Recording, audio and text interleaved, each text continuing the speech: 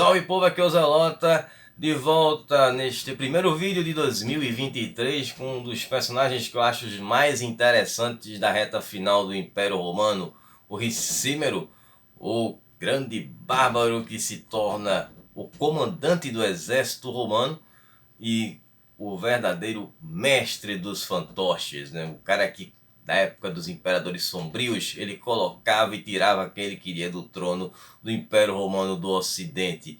Esse personagem que tem uma história extraordinária. Para quem gosta do Império Romano, deve detestá-lo, e para quem não gosta, deve adorá-lo. Mas enfim, eu fiz até um pequeno enigma aí na área comunidade, e eu gostaria de parabenizar o Murilo Duarte e o Thiago Salles, que acertaram. Botei duas fotos lá, referências ali ao Ricímero. Eles acertaram, muito bom. Vou tentar fazer na próxima vez também o enigma. Mas enfim, hoje a gente vai conhecer a história dele, seu passado, como é que ele chega no Império Romano, ele consegue adentrar ali no exército, e como é que ele começa a ter a sua ascensão, as manipulações, as diversas batalhas, enfim, muita coisa pra gente ver nesse vídeo de hoje. Beleza? Então, dá um tapote do like. Para quem não é inscrito aqui, se inscreve aí no canal, que tem muito conteúdo de antiguidade e Idade Média. E também me sigam lá no meu Instagram para vocês participarem das enquetes para escolher os vídeos que eu faço aqui no canal e também ficarem sabendo sempre que os vídeos forem postados. Também tem a nossa área de membros, que é o Acampamento Zelota. Vocês podem fazer parte e ter acesso a um conteúdo exclusivo dos vídeos e dar um apoio ao meu trabalho aqui. Beleza? Eu não gosto de pedir doações, então eu prefiro oferecer aí para vocês mais conteúdos. Então chega lá que dá um apoio muito importante para cá. Vídeos todas as quartas às 20 horas, sempre com a metodologia nada ortodoxa, com muitas imagens, muito conteúdo, sem enrolação. Vamos para a história do Ricímero. Bom, a origem dele, como eu já falei agora no início do vídeo, muito nebulosa, cheio de mistérios, então ninguém sabe nem sequer a data de nascimento dele, mas especula-se que tenha sido no ano de 418. A origem dele é o seguinte, é bem confuso, então se você não entender, não se preocupe, porque realmente é confuso. Existe uma possibilidade de que ele tivesse uma origem sueva, por parte de pai, e que a mãe dele fosse de origem visigoda. Então é especulado, não há nada certo, de que o avô materno dele tenha sido o rei Vália, que foi rei dos visigodos, que faleceu em 418, o mesmo ano do nascimento do Ricímero, ou suposto ano de nascimento do Ricímero. Supostamente o pai do Ricímero teria sido o Hermérico, que foi rei dos suevos em 419. Ou ele pode ter sido filho também de Hermigário, que foi um chefe militar suevo. Bom, ninguém sabe aí a origem dele. Mas trabalhando na hipótese de que ele tenha sido neto do Vália, o que aconteceu foi que quando Vália faleceu, os sucessores de Vália não eram simpáticos aos parentes do Vália. Então isso teria sido o motivo para que o Ricímero e sua família se mudassem para Roma. E aí ele vai acabar entrando no exército romano e dando início aí à sua trajetória como mestre dos fantoches. Bom, segundo o Sidônio Apolinário, o Ricímero, quando ele entra no exército romano, ele vai servir sob o comando do Flávio Aécio, o último grande romano. O Flávio Aécio nessa época era o comandante do exército romano. E o Ricímero vai servir o exército ao lado do Majoriano, que tinha até um cargo ali de alto escalão dentro do exército romano naquela época. E o Ricímero fez uma forte amizade com o Majoriano. Aí aconteceu a situação da vacância do trono, né, entre 454 e 455. Situação que eu já contei várias vezes aqui no canal. O Flávio Aécio, ele acabou sendo eliminado pelo Valentiniano III, que era o imperador. O Flávio Aécio já estava com a idade bastante avançada, Alguém contou para o Valentiniano III que o Flávio Aécio estava tramando contra ele.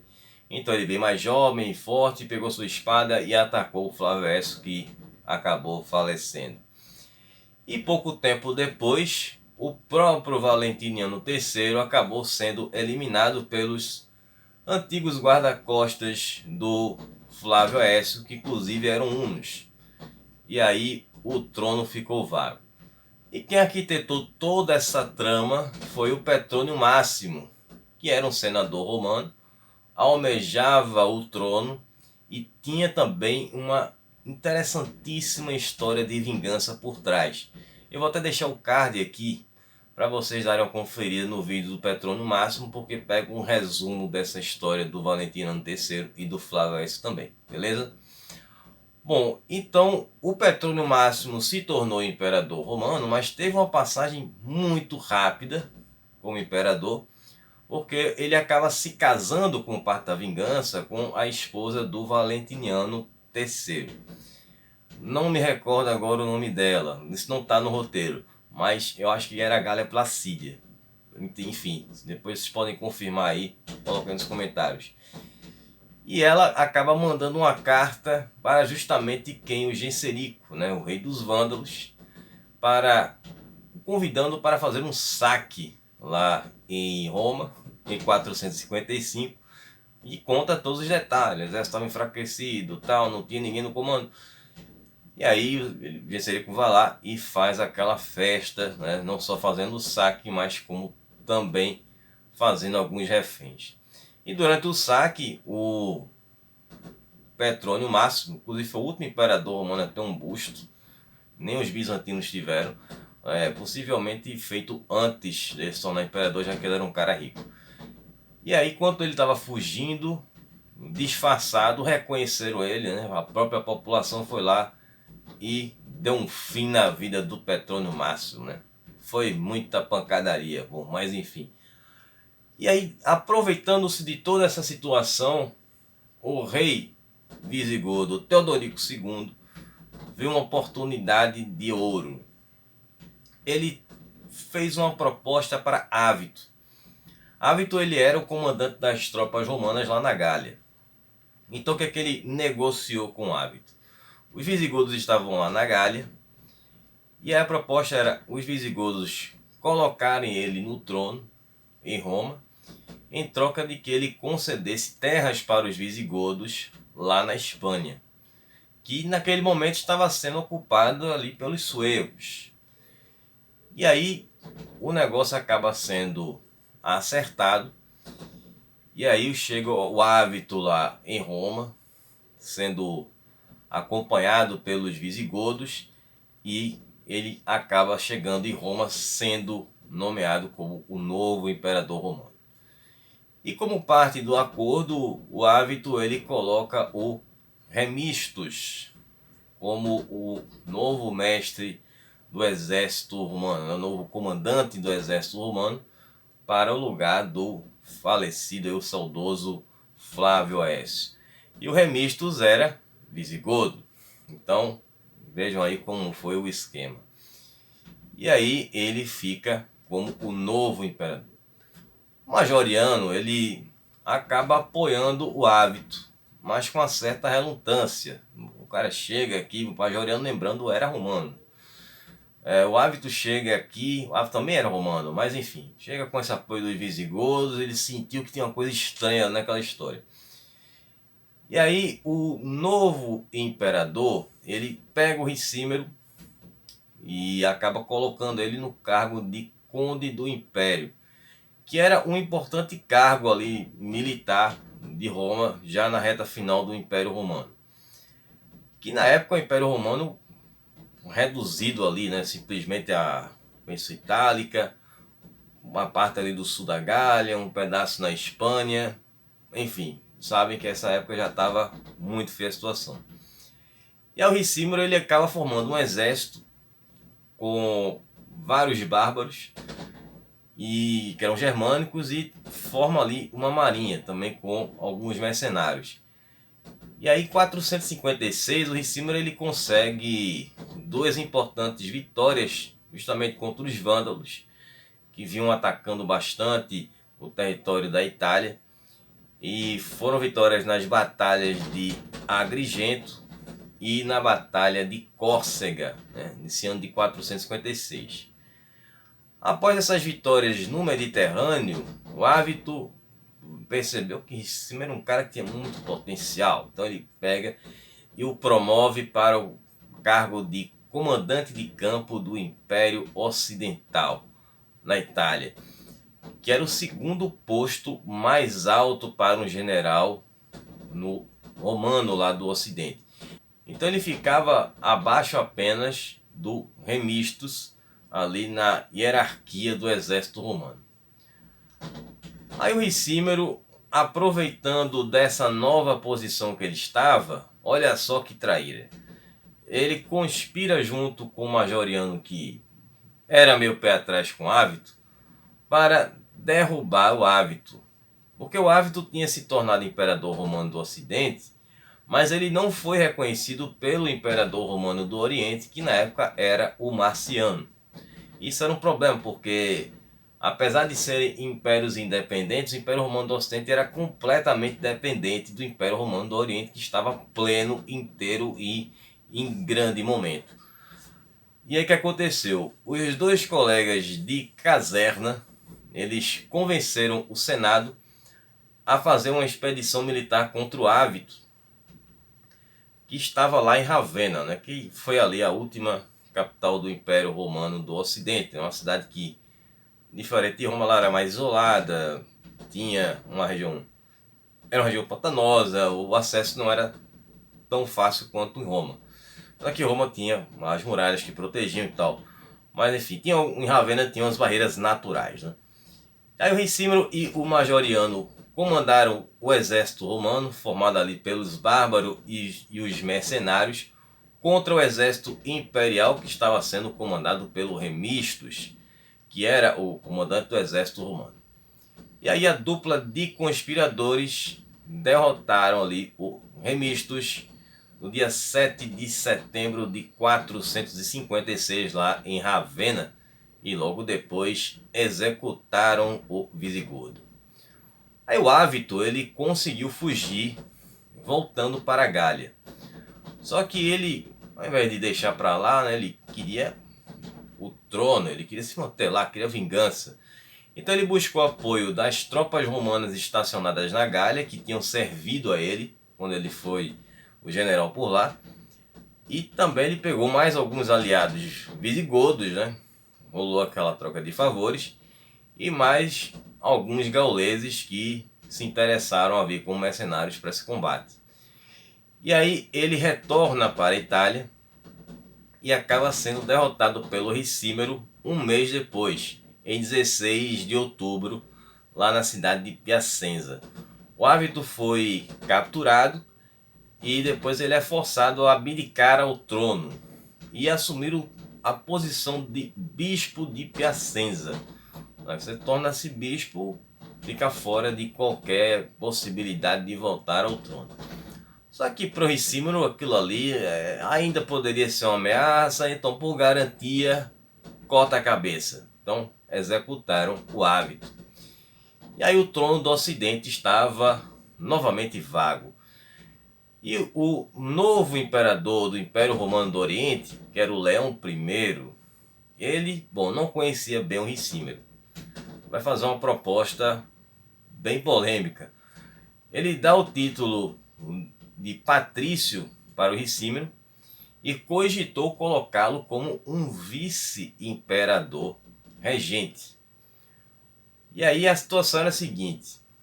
O Ricímero ele tinha consciência de que ele não poderia assumir o trono, né? Mesmo como vice com aval lá de Constantinopla.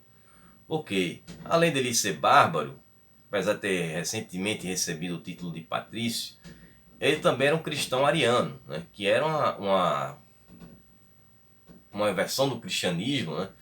Uma vertente do cristianismo que era considerada uma heresia, né? Isso desde a época do Constantino, lá do Concílio de Nicéia. E aí ele, estando na situação de grande comandante do exército romano, Ele sabia que ele tinha poder, ele tinha influência, tinha alguns aliados germânicos, tinha um pessoal na Gália, enfim, ele poderia ter até um certo suporte. Então ele tinha duas alternativas. Bom, a primeira que seria inviável, que era aceitar a proposta do Leão I para ser vice-imperador, mas ele teria que receber as ordens do Leão I lá de Constantinopla. Então ele é que seria comandado. E tinha a segunda, né, que seria exercer o poder dele no Império Romano do Ocidente com algum imperador fantoche, né, imperador que ele iria manipular. Claro que o Senado romano vetou de cara a opção do Ricímero ascender-se ao trono, justamente por conta desses requisitos aí que eu falei. Então sobrou para ele a segunda opção. Mas ele queria o trono, né? Mas ele conseguiu de outra forma. Então, com o trono estando vago, os alamanos, o povo germânico, que a gente já viu aqui também no canal, se aproveitaram dessa situação de instabilidade em Roma e invadiram a Itália e se estabeleceram na região da Récia, né, que era uma pequena província romana que pertenceu a um povo, que eram os récios. Hoje esse território fica em uma parte da Suíça e também pega um pedaço da região da Lombardia, lá na Itália. Aí o Ricímero foi lá e, comandando o exército romano, conseguiu derrotar os alamanos, expulsando eles da Récia. E foi lá que o Majoriano, né, que estava junto na campanha, acaba sendo ali aclamado pelas tropas como o novo imperador. Aí o Ricímero achou aquela ideia interessantíssima. O Majoriano era amigo dele e ali poderia influenciar o Majoriano. E aí o que aconteceu? Ele pega e passa essa proposta para o Leão I, né? Já que eu não posso assumir, tem o meu amigo aqui, o Majoriano, que é romano, não vai ser difícil que o Senado aceite para que ele se torne imperador.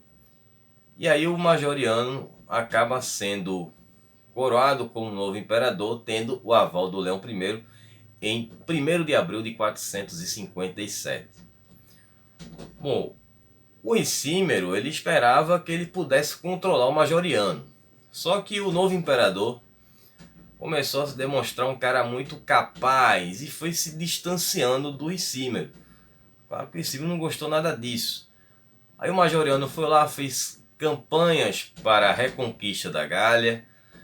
Ele acabou também subjugando os visigodos lá na Espanha, colocando eles numa situação de novamente como federados, né, recuperando aquele território de volta para Roma. E ele vai fazendo essas campanhas vitoriosas e vai colocar o Majoriano numa situação em que ele estava no auge ali, tanto para o Senado romano como para o exército, que era uma coisa muito difícil agradar os dois lados, né? Então o Majoriano estava em alta. E aí, claro que o Ricímero já ficou ali naquela vontade, né, de fazer alguma coisa contra o Majoriano. Aí o Majoriano aproveitou que estava lá na Espanha e resolveu fazer uma campanha contra os vândalos que também estavam vivendo por lá. E aí ele acabou sendo derrotado pelos vândalos, que já eram reinados pelo Genserico, e teve uma história de uma possível ou quase certa sabotagem do Ricímero nessa batalha aí, que prejudicou o Majoriano e favoreceu o Genserico nessa batalha. O Majoriano foi derrotado pelo Genserico e acaba retornando para a Itália. Então ele veio com o exército dele e ficou alocado em Tortona, lá na Itália. E o Ricímero ficou lá em Roma, né, durante aquela campanha. Então o Ricímero, que tinha ficado na Itália, chegou lá no Senado e começou a influenciar os senadores de que o Majoriano não era um cara tão capacitado assim, olha, ele perdeu para os vândalos. Olha aí que ele não é tão bom assim e tal. E aí conseguiu autorização do Senado, juntou um exército para enfrentar o ex-amigo Majoriano. Que cara traíra, hein? E aí ele vai com o exército, encontra o Majoriano na Itália E aí acontece uma batalha e ele consegue derrotar o Majoriano e captura ali o ex-amigo dele, depondo do trono no dia 3 de agosto de 461. Em seguida, ele mandou que o Majoriano fosse torturado e depois o Majoriano foi decapitado em 7 de agosto. Bom, aí com o fim do Majoriano, foi uma situação que não agradou boa parte do exército romano. Tanto que nós vamos ter ali manifestações de dois comandantes importantes, né? Um deles foi o Egídio, que era o comandante romano lá na Gália, e o outro foi o Marcelino, que era comandante romano na Dalmácia. Ambos estavam governando esses territórios, mas eles acabaram se tornando hostis ao rei Címero. Eles começaram a perceber quais eram as atitudes do Címero. Eles fazem oposição ao rei Címero, que nessa época, como não tinha nenhum imperador, o rei Címero estava governando o Império Romano do Ocidente e passou 3 meses nessa situação. E aí teve uma pressão forte do Senado e da aristocracia romana para que o rei Címero encontrasse o imperador. Olha a situação que o Império Romano do Ocidente estava. Um bárbaro que dava as cartas, cara. O Senado fazia o que o cara queria. Bom, ele que tinha que escolher quem seria imperador. Absurdo isso, mas enfim. E ao rei Címero ele escolhe o Líbio Severo, que era um senador romano, para se tornar um novo imperador. Aí prontamente o Líbio, né, que era um cara bastante dócil, né, justamente é o perfil que o Címero queria, um cara para ser manipulado. O Senado reconhece o Líbio Severo como novo imperador, só que Leão I não reconhece ele como colega. E aí esse reinado do Líbio Severo acaba sendo muito tumultuado e conturbado ali para o rei Címero, né, para os planos dele. Ele tinha um cara que era passivo, que ele podia manipular, só que ele tinha oposição de importantes comandantes do Império Romano e também tinha um ataque dos vândalos, né, que vinham atacando a costa da Itália desde do fim do Valentiniano III. Isso vinha causando um grande estrago na economia romana. E como o Leão I não reconhecia o Líbio Severo como imperador, ele não iria mandar reforços para a Itália. E aí a situação era bem complicada. E aí o Leão I ele fez um acordo de paz com os vândalos. Os vândalos estavam atacando a Itália, mas não chegavam lá no lado do Oriente. E fez um acordo com o Genseric em 462. Então, consequentemente, os vândalos poderiam atacar quem eles quisessem, inclusive a Itália. E o Leão I ele não iria interferir. E aí o rei Címero fica numa situação de cheque. Era a jogada do Leão contra o rei Címero. Aí o rei Címero fica numa situação de cheque que ele tinha que se livrar do Líbio Severo. Era a única alternativa dele, né? Mesmo sendo o cara perfeito para ele manipular, mas ele não tinha apoio e estava sendo atacado pelos vândalos. E aí o que é que ele fez? Se livrou do Líbio Severo, que em 465 faleceu de forma misteriosa, possivelmente envenenado pelo rei Címero, ou ordens dele, né, os empregados que ficavam, os escravos, enfim. E aí o trono estava mais uma vez vago, e o combinado é que o rei Címero ia guardar por um imperador que fosse indicado pelo Leão I, para vir reinar no Império Romano do Ocidente. Aí será que o rei Címero poderia manipular esse cara ou não? Aí ficou a dúvida.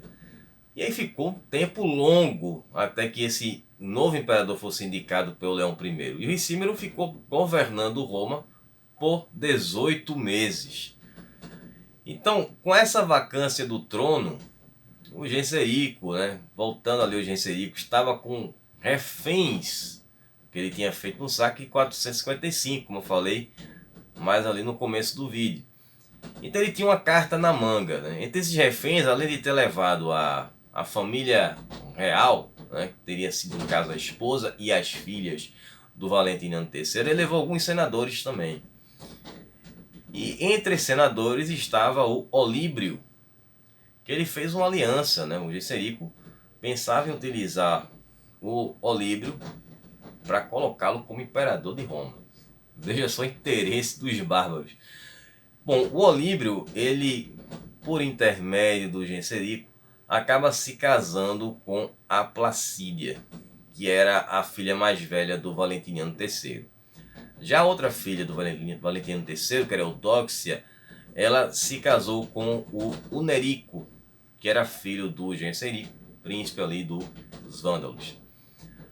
Aí o Genserico tinha justamente esse objetivo, colocar o Olíbrio como imperador romano do Ocidente e ele, Genserico, ocupar o lugar do Ricímero. Aí vai ter uma treta entre os dois, que o negócio é sério. Aí o Genserico começou a atacar todo o território da Itália, a ilha da Sicília, né, que pertencia ainda aos romanos, a costa da Itália, vai atacar todos os territórios do Império Romano. E aí ele vai quebrar o seu acordo com Constantinopla e vai também atacar o Oriente. Ele vai para a Lídia, que era uma região que eram grandes imperadores também do Império Romano, atacou a região do Peloponeso e também a Grécia. E aí ele saiu fazendo saques em todos esses locais e levando pessoas como reféns, escravizando outras. E isso aí, claro, que acabou mexendo com o Leão I, que teve que tomar uma atitude, já que estava sem imperador no Ocidente, ele tinha que encontrar alguém para resolver essa situação com o Genserico. E aí, em 467, o Leão I escolheu o Antêmio. O Antêmio ele era comandante das tropas romanas lá da Líria, que inclusive foi atacada ali pelo Genserico, né? Então o Antêmio é escolhido como o novo imperador romano do Ocidente. Ele é escoltado pelo exército romano do Oriente até chegar na Dalmácia, onde lá ele vai ser levado pelo Marcelino. E como você já sabe, Marcelino não gostava nada do Ricímero.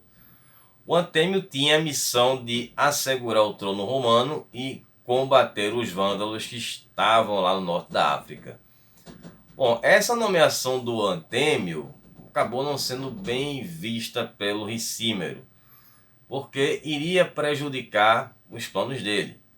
Ao contrário do Líbio Severo, que era um cara que ele poderia manipular, o Antêmio ele tinha um histórico militar, né, tanto que comandava ali tropas na Líria, e também ele tinha laços familiares com a dinastia Teodosiana. E aí o Ricímero ele teve que engolir esse novo imperador, o Antêmio, porque ele precisava desse apoio do Oriente. E aí, para se aproximar do Antêmio, o que é que o Ricímero fez? Ele acabou se casando com a filha do Antêmio, que era a Alípia, que inclusive era neta do Marciano, né, que foi imperador do Império Romano do Oriente. Só que claro que foi um casamento unicamente por interesses. E aí os dois acabaram tendo uma relação de paz aí por um certo período. E aí quando o Antêmio assumiu o trono, aí é que vem a tensão. Ele acaba escolhendo o Marcelino, colocando ele como patrício e como comandante do exército romano, para balancear ali o poder com o Ricímero.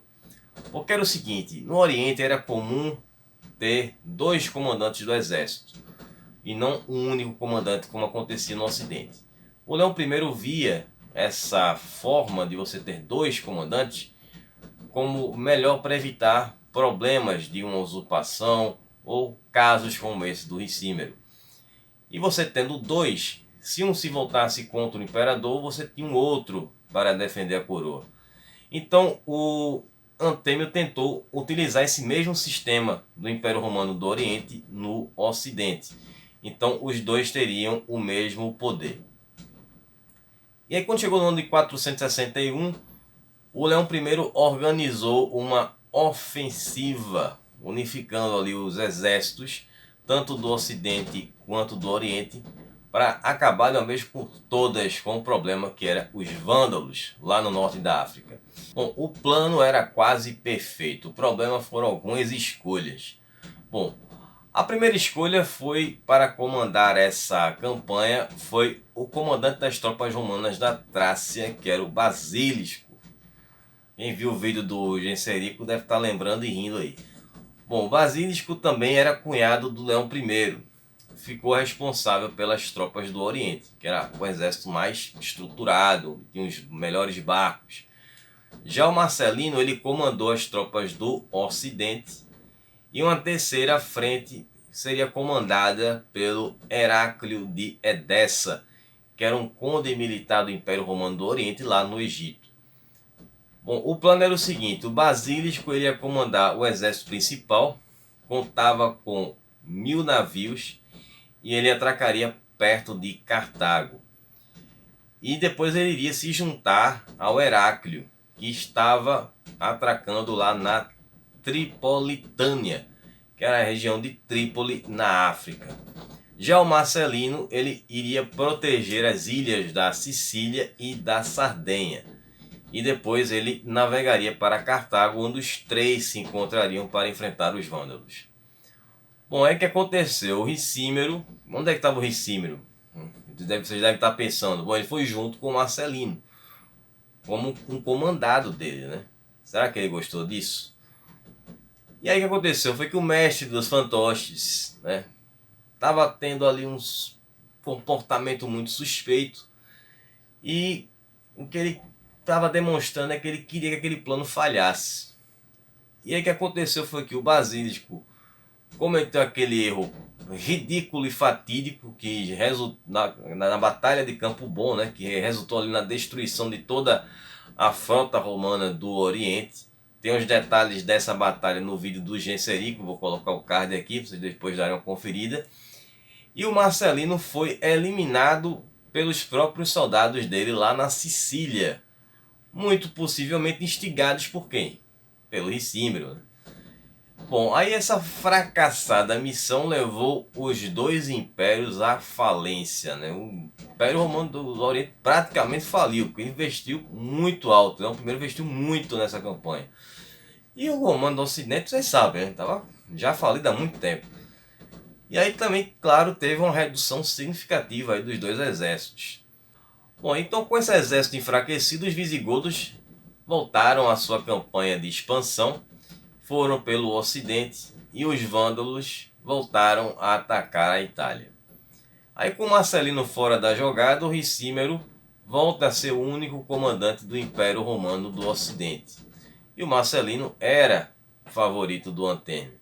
E aí vamos ter as tensões entre o Antêmio e o Ricímero aumentando cada vez mais. O auge dessa tensão foi com a usurpação de Romano. O Romano ele era um alto funcionário do Império Romano do Ocidente e era também um cara muito próximo do Ricímero. O Antêmio ele tinha ficado doente, né? E teve inclusive uma especulação que tinha sido uma bruxaria, tinha sido coisa do Ricímero. E aí o objetivo do Ricímero era se livrar do Antêmio e colocar o Romano como fantoche.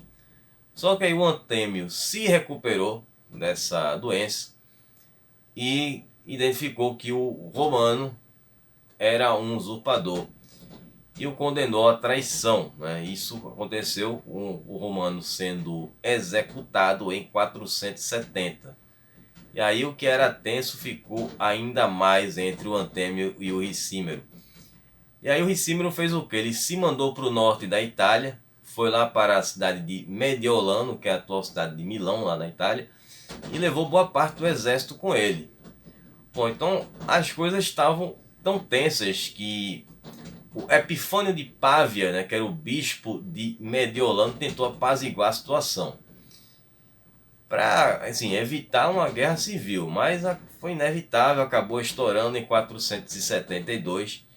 E o Ricímero, que contava com aquela sua unidade de mercenários, inclusive essa unidade de mercenários é a mesma que o Odoacro serviu, né, de bárbaros, né? Então, quem viu o vídeo do Odoacro depois dá uma conferida, inclusive vai ser mais importante, vai dar uma continuidade dessa história aqui. E aí ele sitiou Roma. E aí o Antêmio se refugiou na Basílica de São Pedro, né, que foi a primeira Basílica de São Pedro que foi construída pelo Constantino. A segunda, se eu não me engano, que é essa atual, foi construída no século XVIII. Não tenho certeza dessa informação, antes que alguém venha me atacar aí nos comentários. Bom, o Leão I, ele vai enviar o Olíbrio. Mas o Olíbrio não é aquele cara lá que estava com os vândalos? Ó, ele mesmo, mas foi uma jogada. Ele manda o Olíbrio para apaziguar as coisas. Então existe uma história que o Leão I manda o Olíbrio e também manda uma carta secreta para o Antêmio, dizendo que era para ele eliminar o Olíbrio, pois o Olíbrio era um homem infiltrado ali do Genserico e estava na posição para ser um novo imperador. E aí o que aconteceu foi que o Ricímero ele conseguiu interceptar essa carta antes que chegasse o Antêmio e mostrou a carta para o Olíbrio. E aí os dois se juntam e o Ricímero acaba colocando o Olíbrio como um novo imperador. E aí esse cerco vai durar 5 meses, até que o Ricímero conseguiu entrar em Roma, e aí ele restabelece o suprimento, né, o alimento, a comida que não estava chegando em Roma, porque ele tinha fechado acesso aos portos. E aí ele acaba dando comida para os partidários do Antêmio, fazendo com que o Antêmio ficasse sem apoio. Durante essa guerra civil, os dois lados tentaram o apoio do exército da Gália. Só que o exército da Gália estava sendo comandado por quem? Por Gundebaldo, que era patrício romano, mas era sobrinho do Ricímero, que, é claro, apoiou o tio. Então, os partidários do Antêmio, como eu disse, o abandonaram. O Gundebaldo chega lá com as tropas da Gália. E aí o Antêmio tinha se disfarçado de mendigo e tentou ir para a igreja de Santa Maria em Trastevere, onde lá ele foi capturado. Ele foi reconhecido e foi decapitado no dia 11 de julho de 472, muito possivelmente pelo Gundebaldo. E aí o Olíbrio é coroado como um novo imperador romano. Uma coisa que agora ele tinha se tornado um aliado do Ricímero e era um cara que tinha sido enviado pelo Genserico. Bom, o Ricímero ele acaba não desfrutando muito tempo dessa nova posição, né? Com esse novo imperador fantoche. 6 semanas depois ele faleceu devido a uma hemorragia no dia 19 de agosto de 472.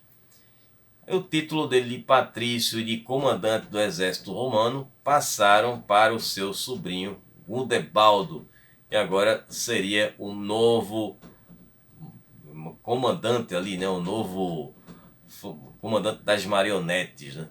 Mestre das marionetes. E aí tivemos sucessivas trocas de imperadores até termos chegado ao Rômulo Augusto, o Júlio Nepos, que foi enviado lá pelo Império Romano do Oriente. E aí o resto da história, vocês sabem, queda do Império Romano 4 anos depois, em 476. Mas o que aconteceu com o Gundebaldo, que assumiu o posto do Ricímero, inclusive como o mestre dos fantoches? Bom, essa história eu vou contar lá no Curta com o Zelota. Quem quiser assistir esse vídeo, clica no link que está aí na descrição, no botão que está aí embaixo da tela. Bom, espero que vocês tenham gostado, que vocês tenham entendido. O vídeo ficou um pouco longo, mas, bom, a história aqui é bem interessante. Um personagem que eu gosto bastante e queria muito fazer um vídeo sobre ele. Bom, então a gente se vê agora na próxima semana. Talvez eu coloque algum enigmazinho aí para vocês. Vou dar logo uma dica, vai ser um personagem, vai ser uma mulher. Primeira dica. Essa daí foi, aí depois vou colocar enigma e vou pensar. Não sou muito bom com essas coisas não, mas eu gosto de jogar. Mas enfim, eu vou ficar por aqui. Um abraço, Zelota. Até semana que vem. Falou, pessoal.